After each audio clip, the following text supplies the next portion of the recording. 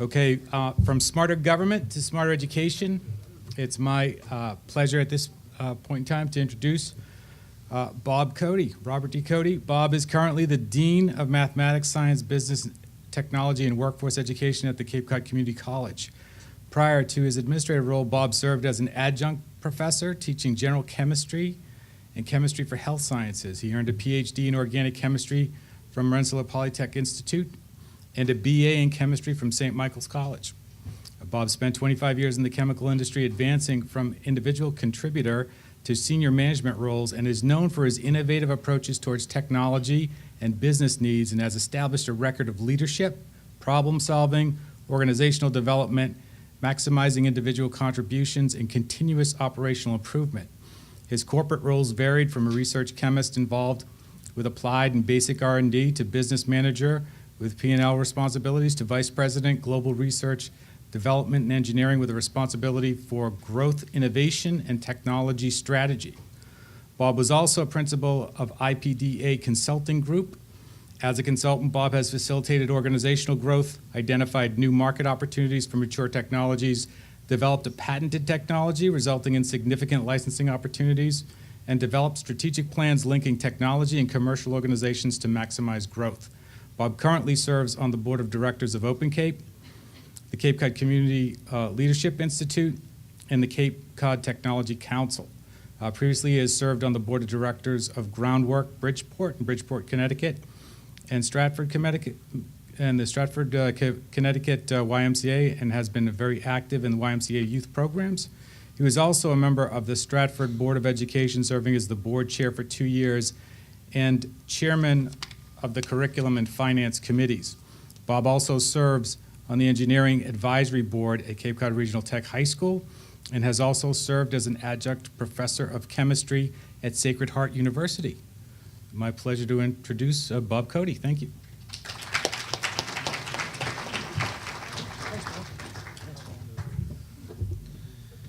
Thank you, Paul, and it's a pleasure to be here. And I'm not sure that was me, actually, that he was talking about, but I'm actually very strategically positioned on the agenda this afternoon. I'm going to be that lulling background noise that you can fall asleep to if you like to, just so you can get ready for Dan's speech later on. But it's a pleasure to be here today to talk to you a little bit about education, what's going on out here in the Cape and at the college. And what I'd like to do really is talk about a community STEM strategy. The irony of my career is that I started actually out to be a high school science teacher. I went to college at St. Mike's in Burlington, Vermont, got my degree in chemistry, a minor in education, did my student teaching, got my certification, and got a job offer from Burlington High School.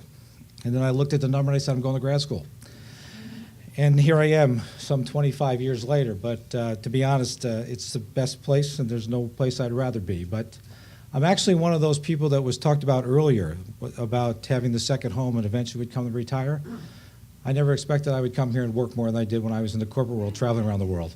But that's another piece. For those of you who don't know, this is a picture of Cape Cod Community College. It's up the road a piece on 132, right to the right after Route 6. That's what it looks like today, and with a little luck, in about 5 years or so, there'll be another building on campus right along Route 132, and that's going to be a science math center, which we need to help us move into the next generation. We are going to talk about STEM today, science, technology, engineering, and math, but for all practical purpose, we might as well be talking about STEAM. There's a reason why we're going to talk about STEM, and I'll share that with you, but we are art here. I mean, it's part of who we are. As Leslie pointed out earlier, it's a $55 million business. And I think everyone on the Cape can paint, do sculpture, draw, everybody but me. But that's okay, because it is part of who we are. I started coming here when I was 12. And it is part of who we are. It's part of the life here. It's part of culture. It's part of what makes us different. And we recognize that to the point that in that Science and Math Center, there's going to be innovation laboratories where the community can come in and work and be part of this. And they can do their artwork. It'll be a makerspace for those who are makers. They'll come in and they can do what they need to do, what they want to do, because we want you to be part of this. But what we're going to talk about is a community STEM strategy and the effect of OpenCape on being able to have one. We are talking about STEM today because specifically the state of Massachusetts has STEM goals. It aligns with the Common Core. It aligns with the curriculum needs and the curriculum desires. And essentially, it's about increasing awareness. It's about increasing achievement. It's about increasing the number of students who are ready for college and who attend college in the STEM field. It's also about increasing the skill set of teachers in those areas. And it really, in the bottom line, is about workforce development and workforce needs. That's really where the STEM program has come on the state level. And I will say that, in my own opinion, it went a little bit too far to the workforce needs. But it's now coming back to the center where education is being recognized as the strongest need there is. Because truthfully, there's an old Latin expression that can be translated to that says, only the educated are free. And they certainly aren't talking about free education, because there isn't a free education anywhere, although it's really a good bargain at Cape Cod Community College. What I will say, though, is once you have that education and you understand what's possible, then you're free to make the choice you want to make. And that's all we're trying to do at this point in time. But what's behind STEM, or why STEM, it's all about innovation. And we talked about it earlier. Innovation is the driver of both our regional, national, and global economy. Without it, we can't play the game. And we haven't done a very good job of doing it recently. But that's what's the basis of STEM education, is an innovation. Because if you look at what's involved in innovation, if you look at those skill sets that people say lead to strong, highly skilled, innovative people, it's observation, critical thinking, and problem-solving skills. And those are the same skills that underpin STEM education. So that's the focus of STEM. That's why there's so much focus on STEM around the country. Now, when you look at job needs, there's a tremendous amount. If you look at nationally, by 2020, there's going to be 1 million more jobs in physical sciences. That's chemistry, physics, engineering, in those areas alone. And those are for the professional level jobs, masters or PhDs. What that doesn't include is the 3 to 4 million jobs that will be created for individuals who support those roles. And those are associate level jobs or bachelor level jobs. Now, in addition, the job creation in Massachusetts is expected to grow substantially by 2018 in the field of information technology. Actually, job growth creation is ranked to be number 9th of all the states in the country. There's going to be 375,000 jobs in IT alone in the state of Massachusetts projected by 2018. They're going to be in social media. They're going to be in cloud computing. So there is an awful lot of jobs here, and we need to create the labor force for those. Okay. Let me take a moment here to share a YouTube video that was created by Raytheon, which was actually played at the 2011 STEM Summit.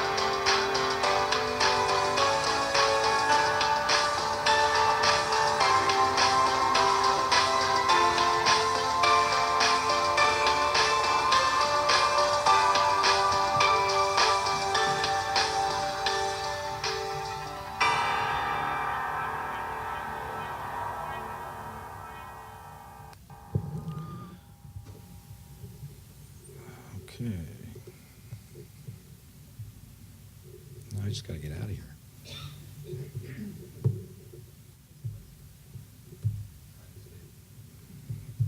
Doesn't want to escape.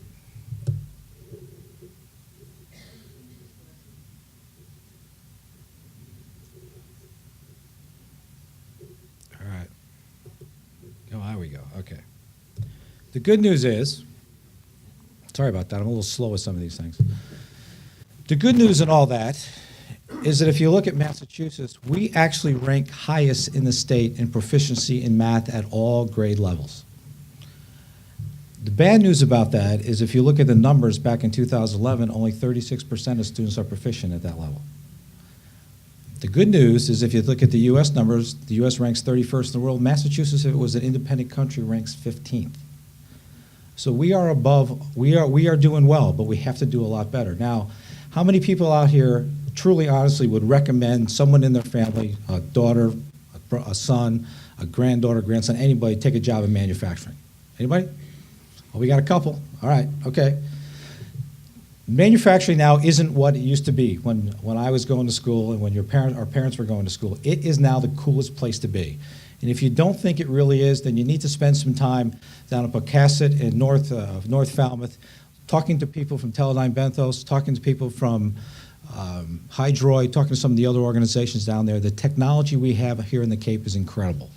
And these companies actually are having a difficult time filling labor pool, as you might expect. And so part of what we're trying to do is make sure there is a labor pool here, but we're also trying to make sure that we actually are able to provide the education for students that they will have an interest in creating jobs, creating opportunities, and becoming the entrepreneurs of the future. So that's what we're trying to do here. That's what this is all about. And that leads to a discussion here about a community STEM strategy. What we're trying to do is collectively build a bridge to success and ensure an engaged, vibrant, sustainable learning community here on the Cape and Islands. Why a community STEM strategy? Strictly speaking, it's because networks in a vacuum, they don't operate in a vacuum. They can't succeed if you try to do it yourself. Take a look at how hard it is to do any single thing well, particularly if you're talking about providing training in all sorts of areas in your one school district. It simply doesn't work. The college has some great programs, and if you haven't been there lately, I suggest you give it a look because it's a far different place than it was. But we can't do our job without bringing the K-12 schools in.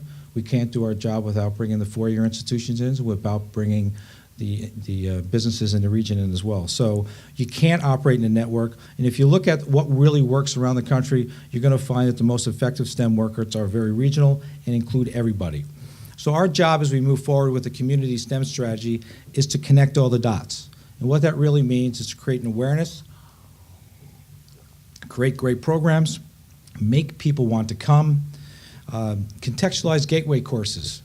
I'm sure everyone in here when you were going to school really loved math. And I'm sure most of you stay at home at night and like working out math problems and calculus and doing all those cool things. Well, I wasn't one of those. But I have to be honest, part of the problem is that when we teach things like math and chemistry, we tend to look at it from the point of view of what the data is and what it's all about. We don't really look at it from the point of view of what the student sees it all about. So we have to take that education and contextualize it and put it in a way, in a form that makes something for them. So that's what we really need to do as part of this program.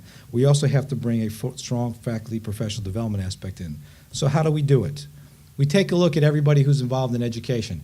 I was going to ask the question before I started here of how many people in this room are involved in education.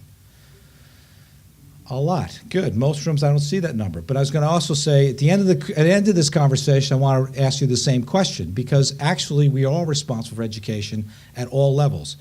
So we start with K-12. We'll move to four-year institutions. We look at after-school programs. We look at industry partners, mentors and classroom aides, foundations and community groups.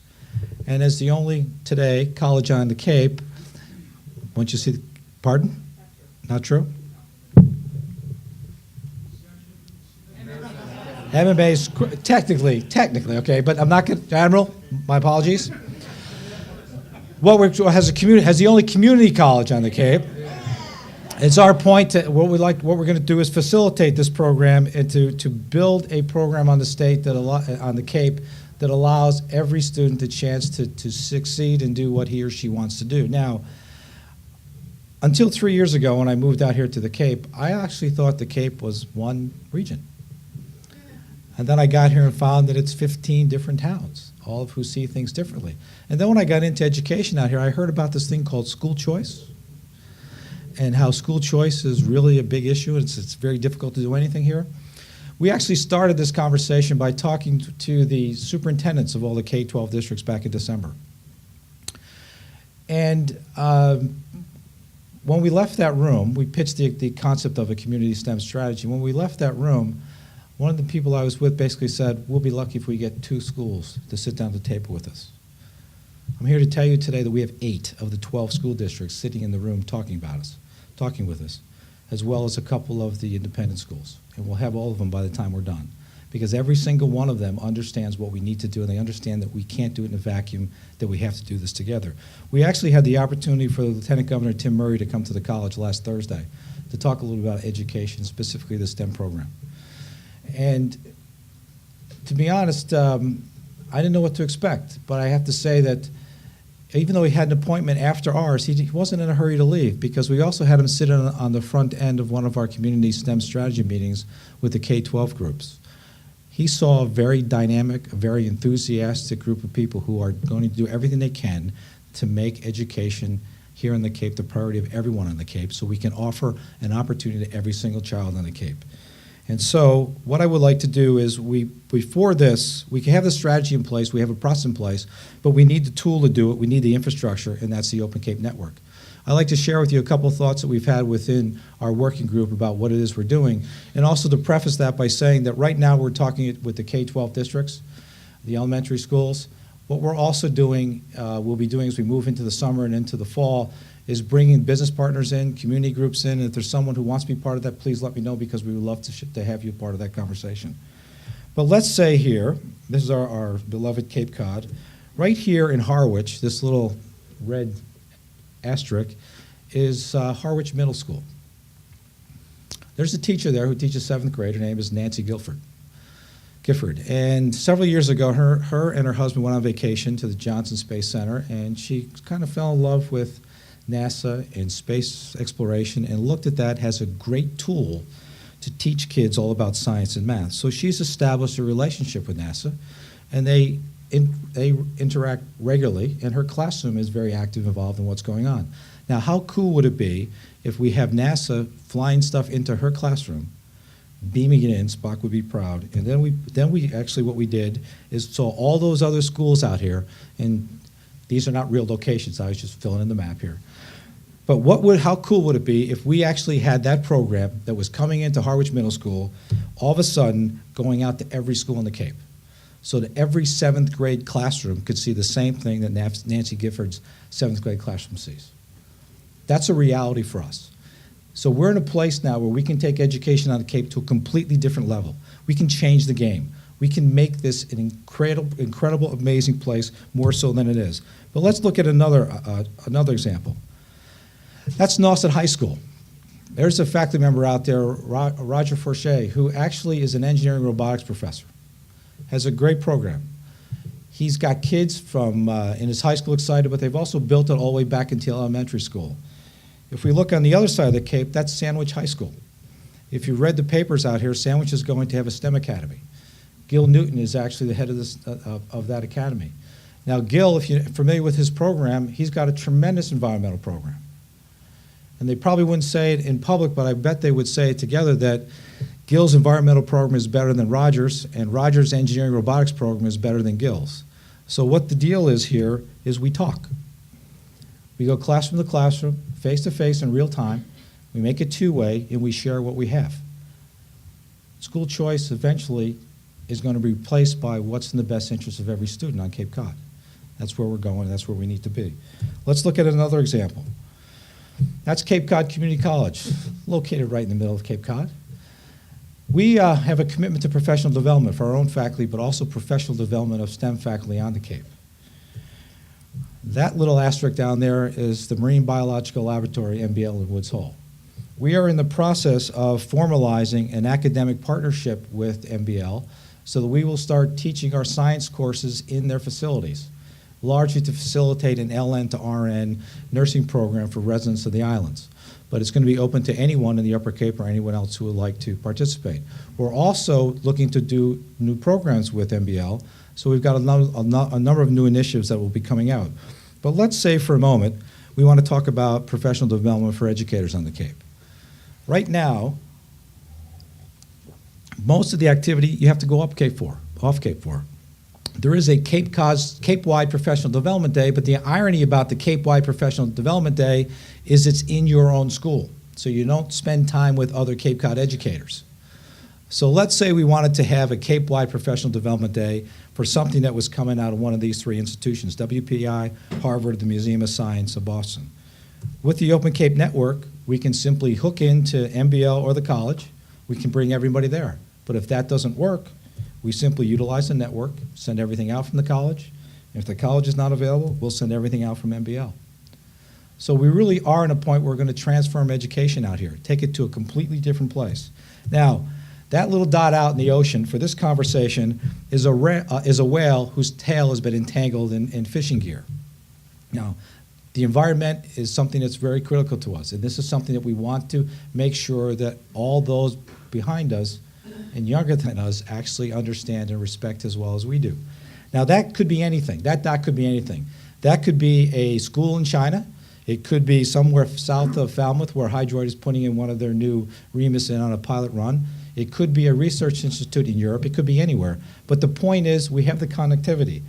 In this particular case, this program is connected to the Provincetown Center for Coastal Studies. We have a live feed into there, which then goes out to anywhere over the Cape, so we actually know what's going on and students can see it firsthand. That piece I talked about early on about Nancy Gifford's class, one of the reasons why I think that stuff is very critical, that particular example is critical, is because I've heard from 3 different people over the last 6 months, people who've gone into elementary schools and talk about technology and where we're going and where we've been. They start talking about technology taking us to the moon. And there's been 3 elementary kids who raised their hand and said, "You mean we've been to the moon?" Now, I'm not sure, that was my reaction. Now, I'm not sure that an elementary school person, someone in 3rd or 4th grade needs to know we've been to the moon. Maybe they should.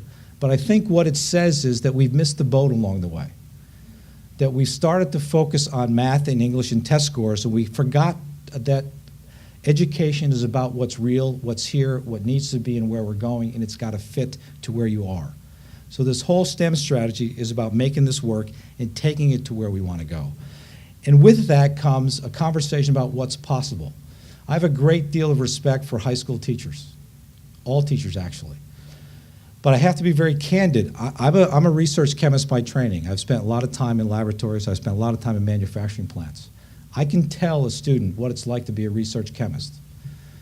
The everyday science teacher in a high school can't because they haven't done that job. And it's not fair of them to ask for it. So we have to be the ones, all of us collectively have to be the ones to share the knowledge we have to let students understand what can be and what's possible. So we have to give them the career information and we have to define a pathway. Our plans here at the college are very simple. If you're in a STEM program, you come to us for 2 years, you'll be moving on to a state school as a junior and some private institution as well.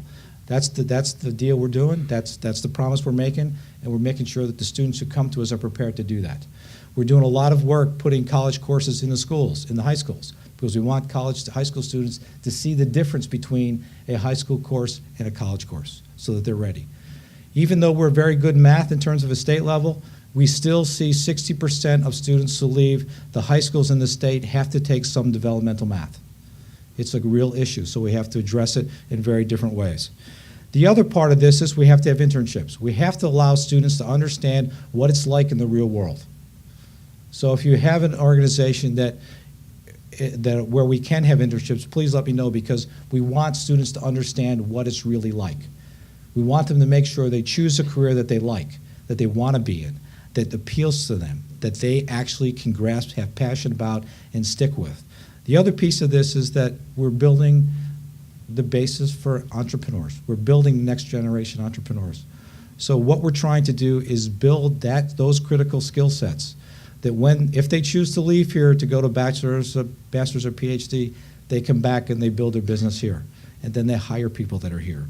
There's another piece here that I'd like to share with you. This is a video that was put together by the Massachusetts STEM Council. It's a recruiting vehicle, actually. It talks about students who have a STEM education and where they're going to be and what they've done with that education. And at some point in time, I would like to see us make this same type of video where the students in here are students who graduated from schools in the Cape and students who came back to the Cape and started their own businesses, very much like some of these students did.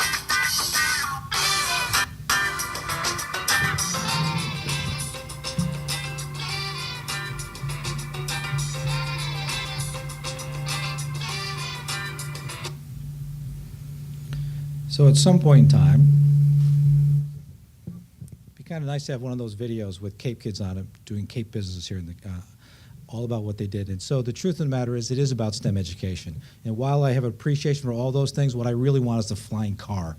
Because I really don't like getting stuck on bridges either. You know, it's really easy. I like those flying car things. There's more going on, though, around here than a community STEM strategy. But I really think that that's really where we need to be, and that is the focus. Because the reality of life is that anything really is possible with the right education, the right focus, and the right people to lead you there. And I think our community STEM strategy, the involvement of all of you, will help us do that. There are a lot of other things going on in the education field, though. These massive open online courses, MOOCs, which we talked briefly about earlier, EDXs and the Coursera's of the world. These are courses that are being offered around the world to audiences of 125,000 in some cases. We are talking to EDX about the opportunity of having those courses at Cape Cod Community College, having them facilitated by a college instructor for credit or for non-credit, but they're also available through the network, open to anyone. We also are looking at having a database of all possible courses out here at the Cape, not only from institutions of higher learning, but any community group as well. The other part that the network can bring us is the opportunity to invest in and get involved in Internet too. And that's really about best practices in innovative technology and education. So there are a lot of possible opportunities out here with it. I'd like to leave you with a couple of statements from the Community STEM Strategies mission statement. And although you probably can't read them all here and they're long, and I apologize for that.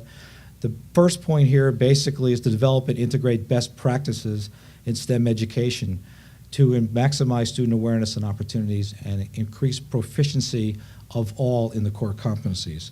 The second part is probably the most important bullet because it says maximizing readiness, success, and opportunity for 100% of the Cape and Island students. The third point comes to the point that it doesn't end once you leave high school or leave college. This is about career and college readiness. This is a strategy that's pre-K to jobs. It's all about that because in the end we have to work, we have to pay for our families, and from my perspective there's two things that mean more to me than anything in the world. Family's the first and education is the second, and I think that's where we need to be. When we're done and when we do education in the Cape and when we look at education on the Cape, this is what it's going to look like. At least I hope this is what it looks like. And I stole this from the state of North Carolina's STEM page. But this is what it's going to look like. And it's not about your local K-12 school anymore. It's not about going to this middle school, that elementary school, and that high school. It's about your community. It's about the challenge. It's about collaborating with everyone. 2-year institutions, 4-year institutions, preschool, after-school programs, businesses, museums, community groups, everybody. Because that's what makes a difference, and that's where we need to be. And thank you very much for giving me the opportunity to share some thoughts with you today.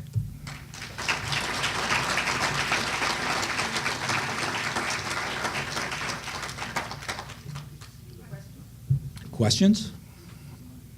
Anybody want to sign up? I need accounting faculty if anybody out there wants to talk about that, by the way. Yes? Speak a little bit about the benefits of that engineering advisory committee, because I think that ties in with how do you get the excitement not at the educator level, but with the kids. The best way and the easiest way to get excitement with kids is to give them something they can put their hands on.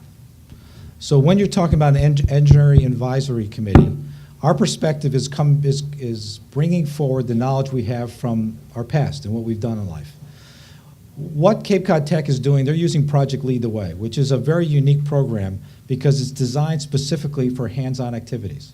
One of the things that this program specifically does is, that one aspect is you design your car. And you design a car, you build a car, you race your car. So we're talking about things that are hands-on. That's what grabs them. Inquiry-based, project-based, where they can put their hands around something.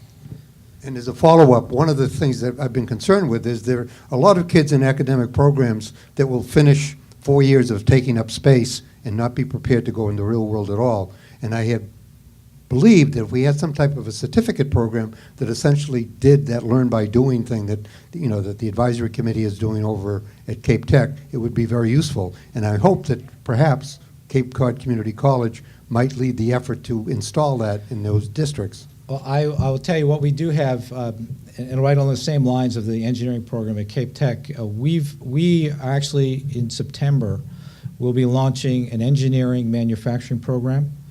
It will be an associate's level degree, but there will be certificate programs specifically designed towards manufacturing and working in an advanced manufacturing environment. These were programs that were developed working with Hydroid, Teledyne Benthos, and McLean Research. and onset manufacturing and others to make sure that we have programming, we have the requirements to meet their needs. But the idea is to put a student in a laboratory, put him in a workplace, let him play with things, let him see what it's all about and see whether or not they like it or not. And as we move forward in this engineering and manufacturing program, our hope is that part of the courses are going to be taught on the shop floors of these industries, these corporations, so that the students can actually see what it's really like and make sure so they understand what it's really like before they move on. But Cape Cod is an amazing place. When I got here, I never thought I would find the quality of technology organizations out here. There are some incredible companies out here, and it is a pathway for people, and we have to work on the programs like the engineering program at Cape Cod Tech. Yes? I'm going to put Teresa on the spot, but she's been buzzing in my ear. One of her frustrations as a parent here is to discover that the IT director at the Nauset Regional High School thinks that 14 megabit connectivity is sufficient for their needs. And I really think that every principal and IT director of every institution on this Cape needs to see your presentation. To me, this is one of the most important presentations we've had today. Well, thank you. But I think that I actually just want to add to that, since I'm not speaking for myself. I am wearing my mom hat. We all have mom and dad hats, and those are probably the most important ones we wear. And I spend a lot of time advocating for things that I think kids should have. And what I find, and it's not about any particular school district, it's about the culture of schools in general, and we tend to lag a little bit behind. And there's a gap in understanding of what's necessary to make our kids ready for the 21st century world in a much broader way. And I don't believe it's merely about STEM. There's whole issues of digital literacy that tie into having access to this kind of stuff. There's issues of digital civic engagement that our next generation of citizens should be having. That's all part and parcel of what kids should be learning all through K through 12. And without the infrastructure that the world uses in place in schools, our kids aren't going to have that background. And as a region, if we let that happen, it's incredibly appalling. And that was one of the things that drove me to become involved in this whole issue of bandwidth to begin with. And I hope that what you've said here is just a start of a conversation that gets accelerated and becomes reality really soon. In the schools, specifically. And I agree with everything you've said. I talk to a lot of people and about what their needs are and what they're looking for in students. And I also can tell you that from my own experience, you can be the greatest technology person in the world, all the STEM education in the world, you can be the best in your class, but if you can't communicate what you know and you can't work with other people as part of a team, then you will not be successful. So along the way, we have to also teach kids how to do that. We can't talk about texting. We have to talk about communicating. We have to get to the point where we have the conversation that needs to be had, and we start talking about the way it needs to be talked about. But we need to have the connectivity. We need to get everybody on the same page. One of the things about this approach, if we look at it, it gives us the option to do things like virtual desktop imaging, where we basically can have the same software on every school all around the Cape. So if we're running a piece, we're all on the same page. This group of teachers I was telling you about from the 8 districts who were talking about the STEM strategy, we talked about a professional development day. And we talked about taking technology that's programming. Let me step back. The Monomoy School District is working with the Marconi Center through a Verizon grant to develop some technology related to waves and how radio waves work. And in this conversation, the thought was, once that technology and the curriculum are developed, part of the grant is to open it up and release it to everybody.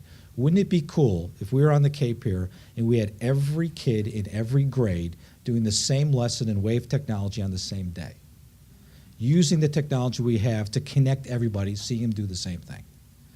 We have to do that stuff because we have to start talking about what's in the real world. We can't just keep talking about math and science and English. We have to connect it. So these are the kind of things that we really need to do. I absolutely agree with you. Yes. Yes. I'm glad you said about putting on your mom hat, because halfway through your presentation, I took off my professional hat and put on my mom hat. Good. I'm the mother of a junior whose best subject is math. He's at the Chatham High School. And in going over our college options, no one has discussed this program with us. I didn't even know it existed until I came today. Who do I get in touch with so my son and I can find out more about this? And potentially it's an avenue for him. Well, we can talk offline separately if you like, but Okay. we'll get you to the right people, okay? Okay. Hi, over. Yep, right over here.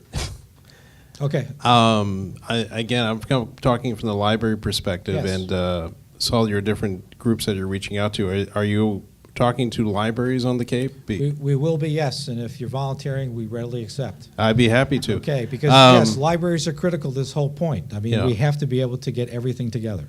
Well, one of the things that I've been looking at, our library just went through a strategic committee meeting talking about how we plan to use technology in the future at the Falmouth Public Libraries. And one of the things I'm looking at is that we have a rather large meeting room, and if everything works out and we go with OpenCape, is that turning that into a long-distance learning center. Great. And using that both for education and also the opportunity, which not everybody has talked about here, is that using the libraries as community centers, they can also become extensions and connections from local government to federal and the state government by doing live connections, either through Skype, but you need that fast connection. Right. Agreed. One of the things I think that's the reality for the Cape is that, you know, when you come from the outside and you're a vacationer here, you look at this as a very affluent place. And when you get here, you understand it isn't. So transportation is tough. And so we have to make the decision that if students can't come to us, we have to go to them. We have to find a way to interact with them to get them what they need. And whether it's in the local library, whether we're going to work out of a community center or a local school, we have to make sure we meet their needs. So we have to recognize what the limitations are and figure out how to do that. Yes. We didn't touch on this, but I think there's an idea that has been used at higher ed and is now sort of percolating down to the K-12 area. Is using education as an economic development force. And Yes. the idea, despite the fact that the U.S. May lag in test scores, students from around the world still are looking to get into U.S. universities. And the surest way for them to do that is to have a diploma from an accredited U.S. high school Yes. with AP courses. And there are a number of schools on the Cape already and across the country who are encouraging an exchange with especially Asian students to come to the U.S., take a year of school here, and maybe a year of school online to get the high school diploma, the U.S. high school diploma. There are a number of schools already on the Cape who are experimenting with that Yes. at different levels. So it's an unusual idea if you've never heard of it, but it could have a tremendous economic impact. These students are willing to pay private school tuition rates to the public schools to do this. There are a few here. Actually, I've had conversations with Paul Hilton, the Cape Cod Collaborative, about that very thing. So yeah, it's something that is being discussed. You know, one of the things that we do have to keep in mind is when we start talking about education, we are talking about economic development. Yes, we're going to be turning out students who can create jobs and create businesses. But the reality of life is if you don't have a strong school system, you don't have a strong economy. And so this is something that we have to do, and this is some place we have to go. And the students who are in school now who will be graduating, go to college and come back, those are the ones who are going to open the businesses here. And those are the ones who are going to create the flying car or the flying bus or whatever it is that we need to get us where we need to be. But we also have to make sure that when we do this, that we keep art in mind, that we keep environment in mind. We're losing shoreline. We have to figure out how to deal with it. Wastewater, while some don't want to talk about it, I like talking about it because it is a big issue and we got to deal with it. And if we don't deal with it, we don't have the educated students behind us who understand why it is important, then it's all for naught. So we have to have conversations that are hard, that everybody understands what the downside is and what the upside is and what the possibility is. Yes, Wendy? So 50 years ago, the race to the moon, I think, motivated a lot of people. That was 50 years ago. How important do you think a national imperative or a national goal, or even maybe a regional goal, is to motivating students? Or because it's like, we talk about STEM, but I think what you said about the hands-on, I know what I'm going to do with my education. I'm going to go to the moon. I'm going to fix my car. I'm going to do wastewater. I mean, I think those storytelling moments are what is part of the motivating factor. Mm-hmm. I mean, it would be great if Cape Cod came up with our own version of going to the moon. And maybe it's cleaning up the water. I'm not sure, but I think it would be great if everyone had that same kind of a motive. This is why we have to have this STEM education. I think cleaning up the water would be a great thing. Yeah. And I think I think a goal is a good thing. But I think Maybe you're not. absolutely right. Maybe you know, not. By human nature is competitive, right? You know, and if we have something to shoot for, we want to do better than the next guy. So it's important. But I'd like to do projects. I'd like to run some things out of the college that we can all work on. Have a solar car. Enter in solar car races. Why not have a robotics competition on the Cape? One of the things I would like to have on the Cape is an innovation contest. Let's have an innovation contest and talk about water. Or let's have an innovation contest and talk about infrastructure or environment. And involve kids at all different levels. You know, have a K-6 winner, a middle school winner, a high school winner, and provide, maybe if they win, provide them an education. But let's start thinking about how we can take them to the next level. I think we have to. Yes? Good, absolutely. I know it's coming anyway. Hi, my name is Andrew Putnam, and I'm the Falmouth rep to the Cape Cod Commission. And I wanted to sort of, so I guess, ask a question, but also put this out there. There's a lot of talk throughout the day today, and there's been a lot of talk throughout the last year about OpenCape and bringing the network together and having this high-speed fiber network. And then we talk about education and innovation and STEM, and it all comes together, and that's really great. But one thing I've not heard a lot of people speaking about is, and I'll ask the question to start, how many of you have a smartphone or a tablet in this room? Bingo.